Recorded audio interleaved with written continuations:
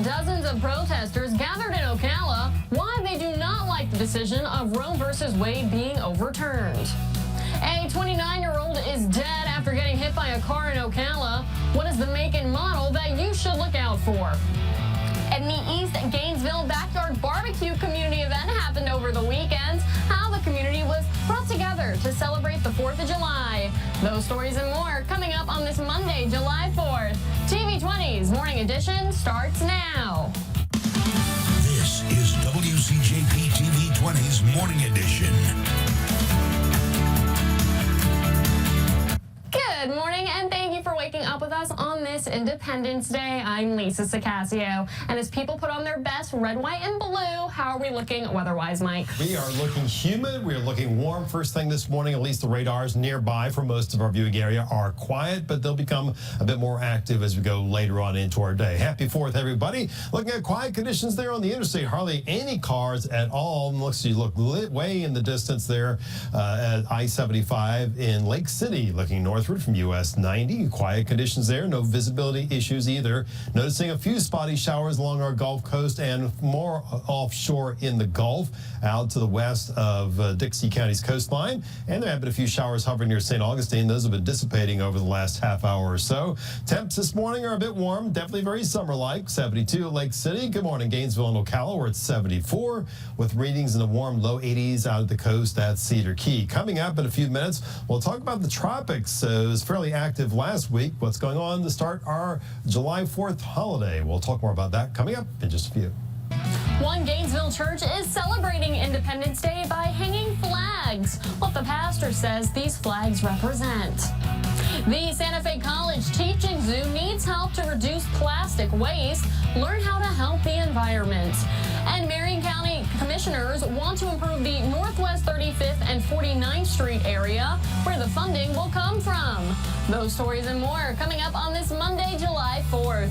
TV20's Morning Edition starts now. This is WCJB-TV 20's Morning Edition.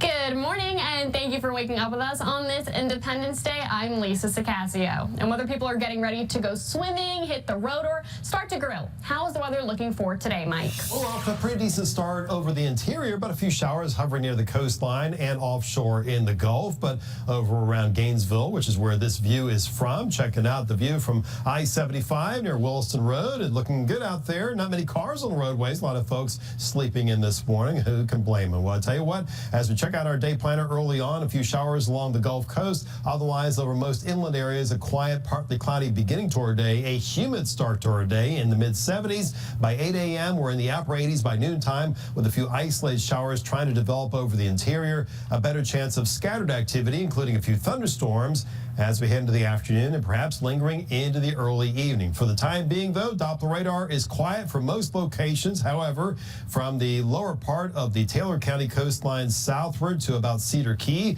we've been noticing a few showers out there, moving slowly and erratically, not much motion. Otherwise, over the interior, it is rain-free. Temps this morning ranging from 80 at Cedar Key to low to mid-70s over inland areas. Coming up in just a few minutes, we'll talk about rain opportunities as we go through our day today and a little outlook for the rest of the week. It's all coming up in just a few minutes. This traffic update is sponsored by 1-800-GOT-JUNK. Good morning, Gainesville. This is a live look at I-75 at Archer Road. And as you can see, this is not a very busy view at all. Southbound has a little bit of activity. Northbound, no activity whatsoever. Oh, there we go. There's a car. A few cars. I changed my mind. So anyway, FHP is reporting no crashes throughout Gainesville. Also, no crashes in I-75 for all of North Central Florida. So whether you're traveling somewhere in the area or if you're leaving the area this 4th of July, you should arrive to your destination on time. Moving over to our Waze map, good morning, Old Town. FHP is reporting a crash on State Road 349 and Northeast 596th Avenue. No roadblocks. And then moving to Ocala, thank you for waking up with us. FHP is reporting a crash on Southwest Highway 200, and it's going to be just east of Southwest 90th Street with the Murphy Express. No roadblocks. This is News at Noon on WCJB-TV 20, your local station. Good afternoon. afternoon. Thank you for joining us on this Independence Day. I'm Lisa Sicasio. New at noon, a Hawthorne man is behind bars for stealing a car and possessing drugs. The Putnam County Sheriff's Office reported a stolen vehicle yesterday. They said it was most likely in the Hawthorne area. An Alachua County Sheriff's deputy saw the vehicle at a Shell gas station on U.S. Highway 301. Deputies arrested 39-year-old Michael Perry. During a search, they also found crack cocaine and a pipe on him. He is being charged with grand theft, possession of cocaine, and possession of drug paraphernalia. Perry also has a warrant out of Alachua County for failing to report as a sex offender after vacating a residence. He is being held on a $55,000 bond. A Gainesville man is in jail after trying to break into a home and vehicle with inside victims. Police arrested 24-year-old James Peeler last night. Peeler approached a vehicle parked in front of a house on 27th Street.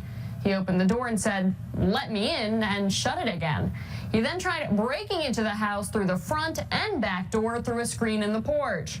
When police got to the scene, Peeler tried running away. He is charged with unarmed burglary of an occupied structure and resisting an officer. Peeler is being held on a $50,000 bond. Residents are gathering for an annual Independence Day celebration in Alachua County. We'll have a live report with what activities you can expect at Legacy Park. A North Central Florida Eagle Scout is showing local veterans his love for our flag. We'll tell you what project he made to finish off his career in the Eagle Scouts. We've had a hot, humid, and mostly dry start to today, but showers and storms expected to develop. We'll talk about how that times out with your fireworks tonight, all coming up on your TV20 First Look at 4.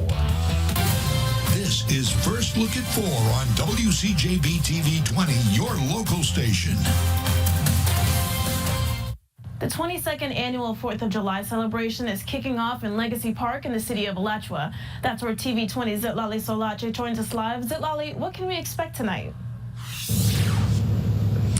Well, residents from all over North Central Florida are arriving here at Legacy Park to get a look at all the action. Later on today, we can expect music and food trucks. A live band starts around 6, and there are lots of activities for children at Kids Corner, all gearing up for the fireworks show tonight, which light up the sky at 9:30 tonight. Officials call the 30-minute display the largest small-town fireworks display in America, and they say the event is a large economic driver for the city of Alachua. This is 5 Live on WCJB-TV 20, your local station.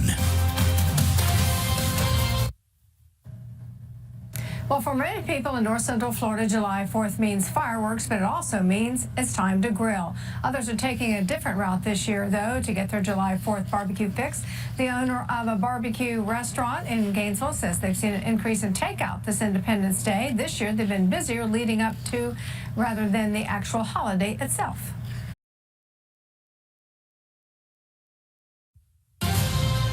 This is News at 6 on WCJB-TV 20, your local station.